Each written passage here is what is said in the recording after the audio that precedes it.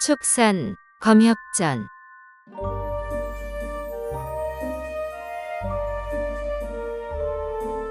48화 괴수 목발과 주과.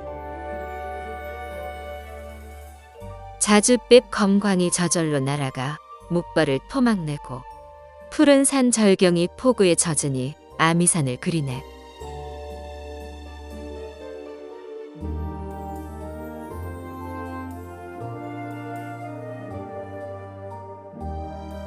목발은 아주 불같은 성격이지만 자연검의 위력을 알기에 감히 맞서지 않고 달아났었다. 도망치는 길에 말곰 2마리와 마주쳐 뇌를 파먹었는데 망을 보던 성성이가 그 모습을 보고 울부짖었다. 목발은 이영경이 높은 곳에 올라서기 직전에 울창한 숲에 숨어들었고 그 바람에 깜짝 놀란 물총새가 푸드덕거리며 날아올라 남쪽으로 갔던 것이다. 목발은 동굴로 돌아가는 이영경을 뒤쫓으며 몇 번이나 손을 쓰려 했지만 자연검이 두려워 계속 망설였다. 그러는 사이 이영경이 숲을 벗어나자 더는 참을 수 없어 경거망동하고 말았다. 본래 뒤에서 급습해 이영경 머리통을 단숨에 박살낼 심산이었다. 그러나 뒤따르던 성성이들이 말곰 사체를 발견한 후 목발이 나타날까봐 경계심을 높인 상태였다. 더구나 성성이는 눈과 귀가 아주 밝아 목발이 날아드는 순간 바로 알아보고 괴성을 질렀다.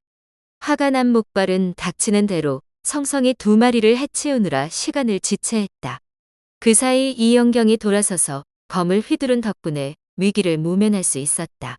그렇지 않았다면 신묘한 자연검이 저절로 날아갔다 한들 번개처럼 빠른 목발의 공격을 당해내지 못했을 것이다. 목발이 죽자 이영경도 성성이들도 크게 기뻐했다. 그러나 성성이들은 평소 끔찍한 일을 많이 당했던 터라 목발이 죽은 후에도 감히 다가서지 못했다. 이영경이 검을 휘둘러 목발 사체를 토막낸 후에야 환호성을 지르며 우르르 달려들어 마구 물어뜯었다. 그간 성성이들의 고통이 얼마나 컸을지 충분히 공감하기에 마음껏 분을 풀도록 내버려 두었다. 분풀이가 끝난 후 늙은 성성이가 목발의 머리에서 꺼낸 붉고 푸른빛이 도는 투명한 무언가를 이영경에게 바쳤다. 지름이 1촌쯤이고 옥이나 진주처럼 눈부시게 빛나는 것이 아무래도 귀한 보물 같았다. 쓰임새는 알 수 없지만 너무 예쁘니 일단 받아 챙겼다. 성성이 무리가 동굴로 돌아갈 채비를 하는데 벼랑간 바람이 일고 천둥 소리가 점점 가까워졌다. 눈부시게 빛나던 해도 순식간에 사라졌다. 비가 오려는지 바람이 거세게 불어 나뭇가지가 정신없이 흔들렸다. 삽시간에 몰려온 먹구름이 점점 짙어져 무겁게 내려앉았다. 번개가 번쩍거릴 때마다 먹구름의 바위, 짐승, 새, 누각 등 기이한 모양이 나타났다가 순식간에 사라졌다. 곧 장대비가 쏟아질 것 같았다. 산행 중에 비를 만나는 것은 흔한 일이지만 연일 화창한 봄날이었고 조금 전까지 햇볕이 쨍쨍했기에 이렇게 갑자기 날씨가 변할 줄은 상상도 못했다. 동굴까지 10리도 더 가야 하고 보따리가 젖으면 갈아입을 옷도 없는데 이영경은 초조한 마음에 벌컥 화를 냈다. 너희가 유괴놈을 물어뜯으며 시간을 낭비하느라 이렇게 됐잖아. 곧 폭우가 쏟아질 텐데 어쩔 거야? 갑자기 번쩍하더니 천지를 뒤흔드는 굉음이 고막을 때렸다. 깜짝 놀란 성성이들이 옹기종기 모여 납작 웅크렸다. 이영경은 잠시 숲에서 비를 피해야겠다고 생각했다. 저 멀리 10장 밖에 엄청난 장대비가 퍼부어 그 뒤로 아무것도 보이지 않았다. 쏴야 쏴야 거센 바람까지 몰아치고 마치 수천 마리의 말이 질주하는 것 같은 굉음에 천둥까지 이어지니 귀가 멍멍할 지경이었다. 처음에는 폭우가 동쪽 하늘을 지나가는 줄 알았는데 주위를 둘러보니 이영경을 중심으로 사방 10장 밖에는 물웅덩이가 고일 만큼 엄청난 비가 쏟아지는데 그 안으로는 비 한 방울 떨어지지 않았다. 정말 놀랍고 신기했다. 혹시나 해서 수십 걸음 이동해 봤는데 역시나 이영경 자신이 중심이었다. 혹시 자연검 때문일까? 이미 시간이 늦어 오늘도 동굴에서 자야 할 것 같았다. 하늘이 갈수록 어두워지고 빗방울도 굵어졌다. 비가 그칠 기미가 보이지 않으니 그나마 길이 보일 때 서둘러야 했다. 성성이들이 죽거나 다친 동료를 둘러엎고 이영경 옆에 바짝붙어 천천히 걸음을 옮겼다. 폭우가 쏟아지니 웅장하고 험준한 산봉우리마다 수많은 물줄기가 생겨 폭포를 이루었다. 10장 이내는 길이 보이지만 그 너머는 짙은 안개 때문에 흐릿했다. 느닷없이 산봉우리가 나타나기도 하고 갑자기 우레소리와 함께 큰 폭포가 나타나니 변화무쌍한 풍경과 색다른 운치에 눈과 귀가 즐거웠다. 폭우가 지나간 풍경을 즐기다 보니 어느새 동굴이 가까워지고 빗줄기도 약해졌다. 저 멀리 동굴 입구가 은빛 주렴을 친 것처럼 반짝거렸다. 입구 위에서 빗물이 뚝뚝 떨어지고 있었던 것이다. 빗물을 피해 안으로 들어가자 언제 돌아왔는지 맑음 숨소리가 가득했다. 한가운데 거대한 바위와 삼척 너비로 터놓은 길을 제외하고 온통 맑음 천지였다. 이영경이 훌쩍 뛰어올라 바위에 앉자 말곰들이 일제히 환호하며 납작 엎드려 계속 절을 하였다. 너무 시끄러워 큰 소리로 꾸짖었더니 순식간에 조용해져 녀석들 숨소리만 들렸다. 이렇게 후렴할 수 있으니 마치 왕이 된 것 같아 너무 신났다. 그 사이 빗방울이 조금 잦아들고 서서히 어둠이 깔렸지만 동굴 안은 여전히 밝았다. 이영경은 문득 동굴을 밝히는 보물이 생각났다. 검을 쥔 채 바닥으로 뛰어내려 보물을 찾기 시작했다. 반나절이나 샅샅이 뒤졌지만 한밤중이 되도록 아무것도 찾지 못했다. 그래도 하수오를 먹은 후 몸이 가뿐하고 허기도 느끼지 않았기에 지친 기색은 전혀 없었다. 날이 밝을 때까지 찾다 쉬다를 반복하며 동굴 한가운데 거대한 바위를 몇 번이나 오르내렸지만 결국 헛수고였다. 맑은 무리는 이영경이 다가갈 때마다 조용히 길을 터줄 뿐 별다른 반응이 없었다. 반면 늙은 성성이는 이영경의 뜻을 아는지 함께 동굴 안을 돌아다녔고 간간이 특이한 돌을 주워 건네기도 하였다. 한 번은 투명하게 빛나는 돌 2개를 받아들고 어두운 동굴 밖으로 달려나가 확인해 보았지만 보물이 아니었다. 답답한 마음에 뒤따라온 늙은 성성이에게 다그치듯 물었다. 동굴 안이 어떻게 이렇게 대낮처럼 밝은지 아니? 늙은 성성이가 고개를 절레절레 흔들었다. 이영경은 비록 원하는 답은 얻지 못했지만 제 뜻을 알고 도우려는 늙은 성성이가 신통하기 그지없었다. 넌 참 대단하구나.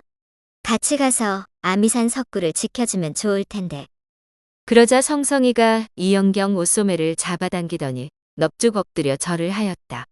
이영경의 말을 알아들은 것 같았다. 보아하니 너도 가고 싶은 모양이구나. 그럼 내가 떠난 후 함부로 생명을 해치지 말고 바르게 살아야 해. 검선이 되면 바로 데리러 올게. 늙은 성성이가 또 고개를 저었다. 하지만 이영경은 더 이상 신경 쓰지 않고 다시 동굴을 뒤졌다. 늙은 성성이가 무슨 생각인지 이영경 옷소매를 잡아 끌고 가 바위에 앉혔다.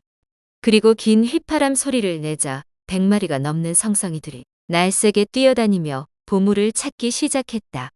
이영경이 앉은 바위를 빼고 온 동굴을 뒤졌지만 아무것도 찾지 못했다. 처음에는 오랫동안 이 동굴에 살았던 성성이들이 직접 나섰으니 금방 찾을 수 있지 않을까 기대했다. 하지만 결국 소득이 없어 여간 실망스럽지 않았다. 보물을 찾으면 날이 밝는 대로 서둘러 아미산에 돌아갈 생각이었는데 보물은커녕 이틀 내내 장대비가 주룩주룩 쏟아지는 통에 떠날 수도 없었다. 사흘째 아침 드디어 동굴 밖에서 맑은 하늘과 붉은 해를 맞이했다. 붉은 꽃잎이 곳곳에 어지러이 떨어졌고 나뭇가지마다 젖은 날개를 푸득이며 요란하게 지저귀는 물총새가 그득했다. 저 멀리 겹겹이 이어진 수백 개의 산봉우리가 묵은 때를 씻어내고 푸르름이 짙어지니 깊은 골짜기가 더욱 그윽해졌다. 여기저기 큰 비가 만들어낸 폭포가 굉음과 함께 쏟아지고 온 산의 풀과 꽃이 더욱 푸르고 싱그러워진 가운데 화사한 햇살이 비추니 그야말로 한 폭의 그림 같은 절경이었다. 이영경은 한동안 맑고 푸른 하늘 아래 펼쳐진 산골짜기의 봄 풍경을 만끽했다. 그러던 중 산들바람이 불어와 매화 꽃잎이 눈송이처럼 날리자 불현듯 아미산 석굴이 그리웠다. 이영경은 워낙 거침없고 씩씩해서 그동안 주저없이 당당하게 짐승들을 부렸다. 말곰과 성성이 무리는 말은 통하지 않았지만 은혜에 보답하려 이영경을 신처럼 떠받들었다. 이들은 은인이 곧 떠날 것을 직감하고 줄지어 늘어서더니 공손히 엎드렸다. 늙은 성성이만 이영경 곁을 맴돌며 계속 눈치를 살폈다. 이영경이 짐을 챙겨 나와 길을 떠나려 하자 짐승들이 목을 빼고 길게 울었다. 성성의 울음소리는 처량하고 말곰 울음소리는 골짜기를 뒤흔드는 거대한 울림이었다. 일부는 인간 사이에서도 보기 힘든 진심이 담긴 눈물을 흘리기도 하였다. 이영경은 이 울음소리가 너무 싫어 며칠 동굴에 지내는 동안에도 우는 소리가 나면 바로 꼬집곤 했었다. 영민한 성성이와 말곰은 그 뜻을 이해하고 가능한 울음소리를 내지 않았다. 하지만 오늘 이별하면 최소한 검수를 익힌 후에나 이 녀석들 환호성을 다시 들을 수 있겠다 싶어 꾸짖지 않았다. 이 순간만큼은 이 처량하고 웅웅대는 울음소리가 마음을 뭉클하게 만들었다. 그동안 이곳 풍경과 날씨에 푹 빠진 터라 이별이 더욱 아쉽기도 하였다. 이영경은 잠시 주저했지만 작은 봉우리에 훌쩍 뛰어올라 길을 확인했다. 성성이와 말곰 무리는 은인이 떠나는 줄 알고 둥그렇게 봉우리를 에워싸고 고개를 치켜든 채 계속 울부짖었다. 수많은 맹수무리에 둘러싸인 이영경이 벅찬 감동과 자부심에 취한 그때 먼 하늘에 나타난 하얀 무언가가 긴 포물선을 그리며 이쪽으로 날아왔다. 잠시 후 흰옷 입은 여인이 시야에 들어왔다. 근골이 빼어난 것을 보니 뛰어난 검선이 분명했다. 기쁜 마음에 크게 부르려는데 여인이 멀리 백장 거리에서 느닷없이 청색 검광을 날렸다. 청색 검광이 마치 번개처럼 봉우리 아래를 내려치자 미처 피하지 못한 말곰 서너 마리가 그 자리에서 즉사했다. 화들짝 놀란 이영경은 그제야 상대가 적이라는 사실을 알고 분노했다. 하수오를 먹은 후 몸이 제비처럼 날렵해져 수십 장도 거뜬히 뛰어오를 수 있었지만 그동안 뛸 일이 없었던 터라 그 사실을 알지 못했다.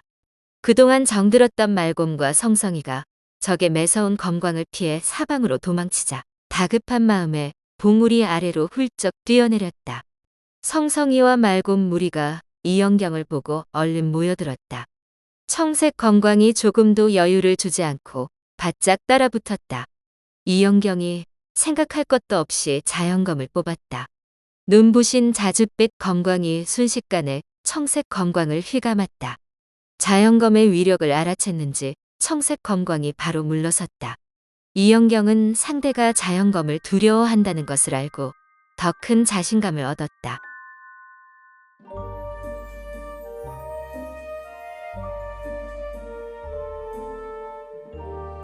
다음 화에서 이어집니다. 더 좋은 콘텐츠를 제작하기 위하여 구독과 좋아요, 알림 설정 부탁드려요.